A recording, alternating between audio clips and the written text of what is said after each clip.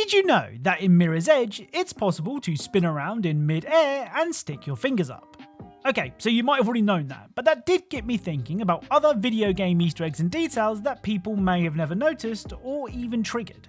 And that's exactly what today's video is all about. As always, if you know of something cool that you think I should check out, then let me know in the comments, and if you do go on to enjoy this video, then please subscribe for more videos just like this one.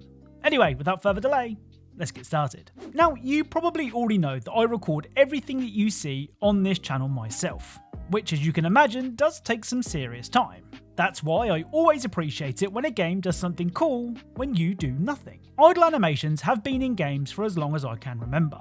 I mean, who could forget Sonic just straight up noping out of the game if you left him alone for too long? I'm out of here. Well, in the Eggcellent Pragmata, you are also rewarded for your patience. If you wait at the costume select screen for around 5 minutes or so, this will happen.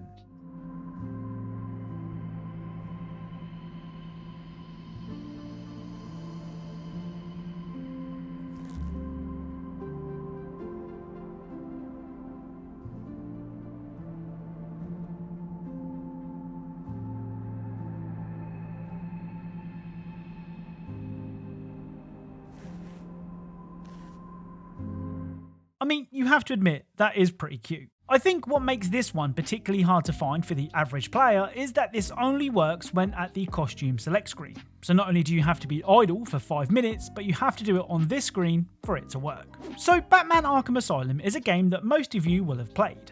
And for good reason.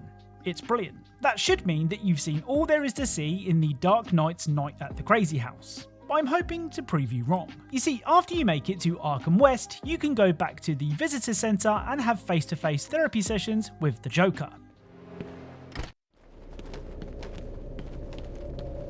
I am afraid I cannot attend your appointment today, but Dr. Quinzel has kindly offered to sit in. Okay, so it's not technically face-to-face as the Joker appears on a TV screen. Anyway, during these encounters, the game takes on a first-person perspective, and you aren't able to use any of Batman's gadgets. I mean, it's not like you're going to need them anyway. The Joker wouldn't risk Batman ruining his plans by actually standing in front of him, right? Well, pay attention to the Joker's pose, and see if you notice anything strange. You'll never be as dreamy as him. You're just an ugly, stupid bat in a trap. So looking away from the Joker and then looking back will cause his pose to change, which means that the Joker is almost certainly behind this glass. Of course, Batman doesn't know that and thinks that this is just a Joker mannequin with a TV on its head. And I'm guessing a lot of you thought the same thing too. Now, a lot of games have come up with creative ways to keep players in bounds. Whether it's a good old-fashioned invisible wall, which granted isn't very creative, or a giant squid tentacle, which is very creative.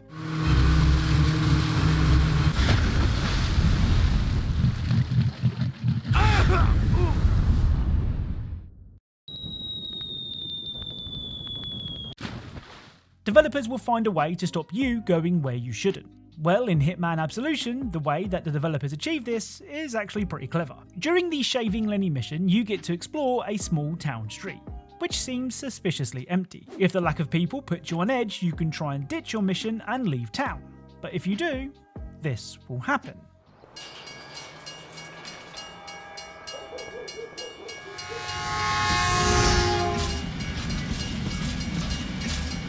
So when you try to leave, a train will pass, preventing your exit. Now, you might be tempted to try and wait it out, but regardless of how long you wait, the train will just keep on going. And only when you walk away will it finally pass. The only problem is, when you walk back to the crossing, the train will appear again. And you guessed it, it won't stop until you're far enough away. So instead of boring old invisible walls, the Hitman devs used a never-ending train instead, which I think is pretty cool. Now, long-time viewers of this channel may remember the embarrassing way that you could die in Disco Elysium. For those of you who don't know, it was possible to die right at the beginning of the game when reaching for your tie, which would cause your out-of-shape detective to have a heart attack. Well, it turns out that's not the most embarrassing way to meet your demise in the Eggcellent 2019 RPG. After gaining access to the docks, you need to meet with the man in charge, Everard Clare. Mr. Clare is sitting in a super comfortable looking chair, but the chair that he offers you isn't quite as luxurious. He looks extremely comfortable. The tiny folding chair, on the other hand, looks like a torture device. Still, a chair's a chair. I'm sure it won't hurt to take a seat. So tell me, how can the head of the Debarders Union help a representative of the Revachol Citizens Militia today?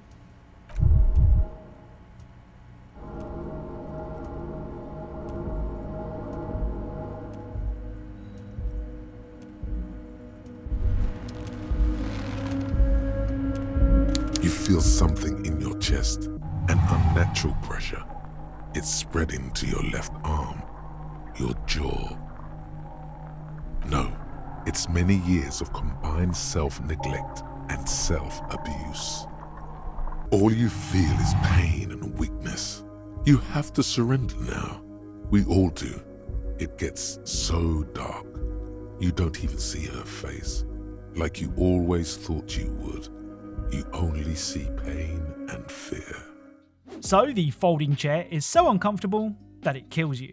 And if a cop dying because of an uncomfortable chair isn't enough to get Everett to make a trip to IKEA, I don't know what is. Now of course, I did create my character to be super weak. For the regular player, this chair shouldn't pose much of a threat. But the fact that this chair can kill you is something that I'm guessing a lot of players missed. Now, this next detail is so subtle that I'd be surprised if any of you have noticed it before. The whole point of Far Cry 5 is to take down Joseph Seed and his family of fanatics, who each had their own way of imposing Joseph's teachings onto the people of Hope County. Take Jacob Seed, for example. Jacob is the cult's head of security and specialises in torture and brainwashing, which makes him an important cog in the cult machine. Now, you might expect the type of torture that Jacob specialises in to be violent and, well, just really violent. And of course there is evidence of that, but at his camp you can find proof that he's even more sadistic. Now, I'm from the UK, where air conditioning isn't really a thing, but even I know that this air conditioning unit is facing the wrong way, which means it's actually blowing warm air back into the room, which would make any potential cult members extremely uncomfortable. I mean, sure, I'd rather be a little hot than face a beating, but it's all part of Jacob's well thought out plan to make people crack and see the light. Speaking of cults, up next is the brilliant Cult of the Lamb. Now, in Cult of the Lamb, you can choose which type of leader you want to be. You can look after your flock and make sure they're as comfortable as possible, or you can do the complete opposite and work them right up until the day they drop dead. Well, even death sounds better than what's coming next. You see, one of the meals that you can make is a bowl of poop, which is exactly what it sounds like, a meal made of excrement. Now, normally there is no reason to feed this to your followers. I mean, not only does it come with a 50% chance of illness, which seems surprisingly low, but your followers will understandably lose faith in your leadership skills if poo is the best meal that you can offer. Well, if you decide that eating poop is the way things are done around here, eventually this will happen.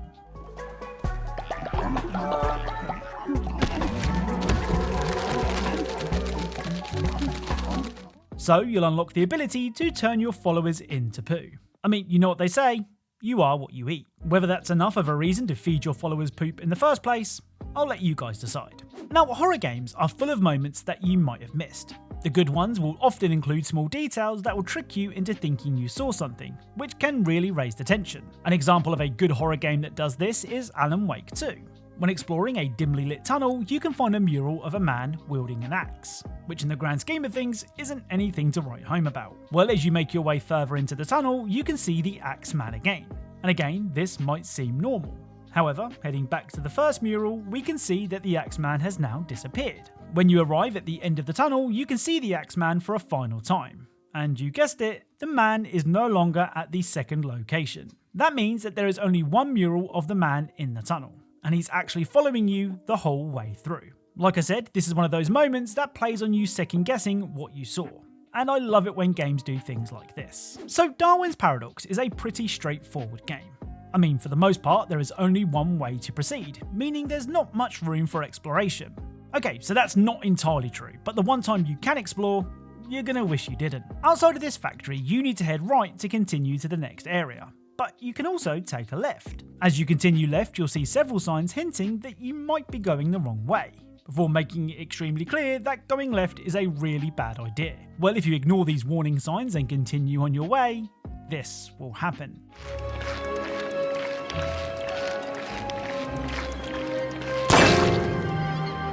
So, in a Looney Tunes-esque way, a piano will drop from the sky, squishing you flat. Like the train in Hitman Absolution, it's basically a way to keep you in bounds. But you know, a bit more definitive. So the opening of Bioshock Infinite is pretty special. Seeing the Sky City of Columbia for the first time is breathtaking stuff, and it can be pretty overwhelming. Luckily, you can spend as long as you like taking in the sights and sounds, and that even includes visiting the many different shops. Well, take a look at this, and tell me what you see.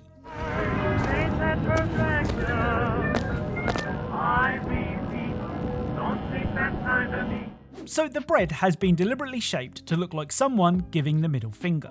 Granted, it can be hard to see, but it's one of those things where once you see it, you can't unsee it. Now, some of the best games are masters of the whole show and don't tell thing. Sometimes it's much more effective to hint at something rather than just outright say it. And the perfect example of that can be found in Hollow Knight. This is Bretta, and Bretta is someone that you can rescue in the game. She also has a massive crush on the knight. Now, you might be wondering how I know that. Well, see for yourself.